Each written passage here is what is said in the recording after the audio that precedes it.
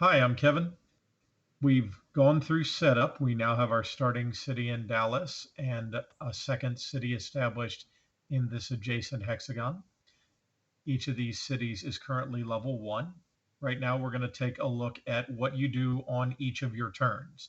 So this would be my first turn of the game. I have a mat right here that shows the technologies that are available during the game. But I'm going to cover part of that up right now with my player mat just so everybody can see what I'm doing. I have $5, which was given to me during setup. And the first thing that happens each time we start a round of play is you collect income. You check the very bottom track, and the income marker is always even with your leftmost marker. So because I haven't moved this marker, I also haven't moved income. But if this marker were to move up, then income would move up to match, again, whatever cube is furthest behind. So start of the round, I see that my income is 3, so I'm going to get $300. Now I don't get this every turn, I just get it every round. So now the round is started. I've got my money, and now I'm taking my first turn. And when you take a turn, you're going to take a look at the action board over here and pick which action you want to do. You can pick any action that you see in any of these squares. And when you pick an action, you have to pay equal to the row it is on. So for instance, if I wanted to do this action right here, well, that is on the $300 row, and I would have to pay 300. If I want to do this action up here, I would have to pay 500. If I want to do this action right here, that would be 300. If I wanted to do this action way up here, that would be 600. Now, just as an example, let's suppose that what I want to do to get the game going is I want to do some rail building. So for rail building, I'm going to choose this pickaxe icon right here. And that is in the $200 row. So I would set that aside, and I would have to pay $200 back to the bank.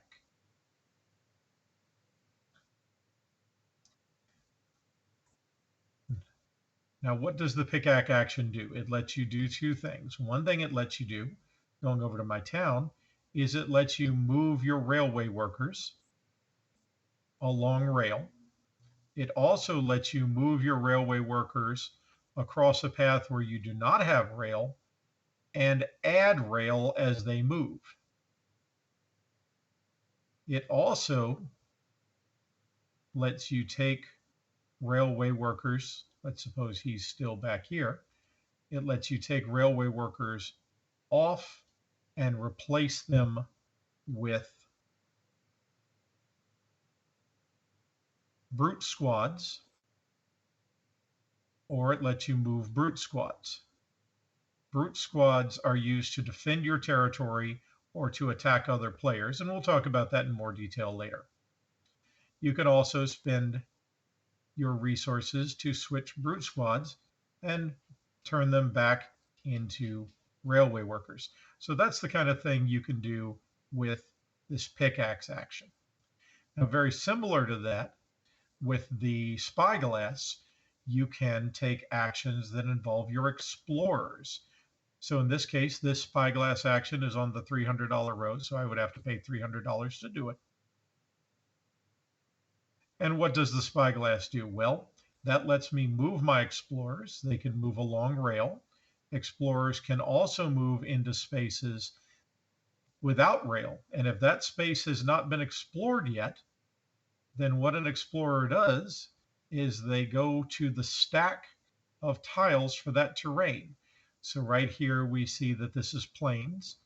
I have this tile face up, and whenever an explorer looks, they take a look at not only the first tile, but also the second tile in the stack.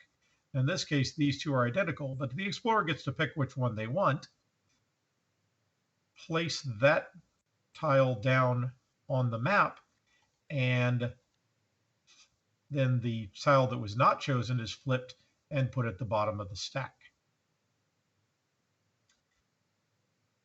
Another thing you can do with these explorers is you can turn them into cowboys. And cowboys will work the land for you. So in this case, we notice that there's a gear resource on this tile. I can place that cowboy on the gear, and that would move gears up on my player mat, just like that.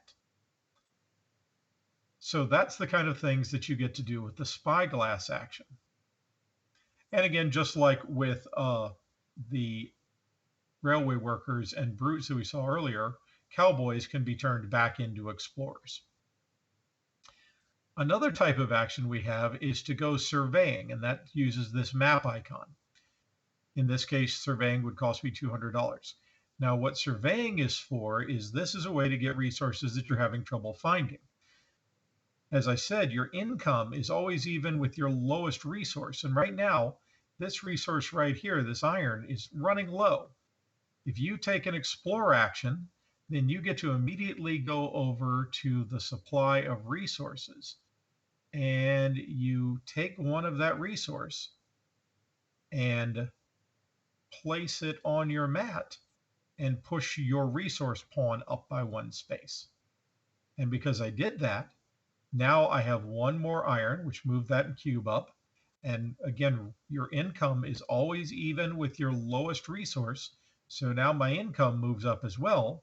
Next round, I'm going to collect $4 instead of 3. So that's what that action does. Another action I can choose is to establish towns. So I can go to any place where I have a worker, and here we are on the established towns row right here. You'll notice I have a 1. With a 1, I could take this farmer off the map and have him settle to form a town right there. And that would be a level 1 town. Once you get your resources up higher, you can build higher level towns by stacking your markers to show that those towns are more established. And we'll talk about that in more detail later. By the way, when you set up a town, if you were farming any resources, you do not lose them. And if you were not farming those resources already, you would immediately gain them on your resource board, because you always get all the resources for any town you're pursuing, unless somebody else sends a cowboy in and steals your resources. Now, the last type of action that's a basic action is you can do research. Mad scientists are always working up concoctions.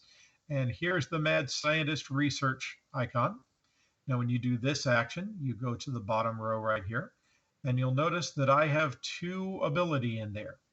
With 2, I can pick any 2 of these level 1 researches. So for instance, I might take a stock offering. That says I immediately gain $500. And I might take John Henry, which lets me build 2 rail links, and then I would immediately add 2 rail links to the board. So for instance, I might add a link there into Wichita and a link there into my other town, or maybe I went ahead further north, so I'm going to put that second rail link there heading toward Lincoln, Nebraska. If you have a level 1, you can also use 2 research to gain the level 2 that's right after it. So later in the game, if I took research again, since I already have John Henry, I could spend 2 research to pick up Jack Swilling. And then even later, if I have 3 research and I've got at least 2 level 2s, I can join the Union. And joining the Union is one of the goals of the game.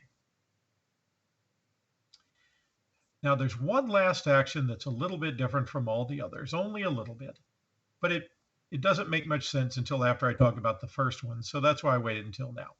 And that is this collaboration icon right here. When you work with another company, you're going to get to do any one of the actions I already described, except instead of looking at your board, you're going to look at their board. So let's suppose the blue player's board has their markers up something like this.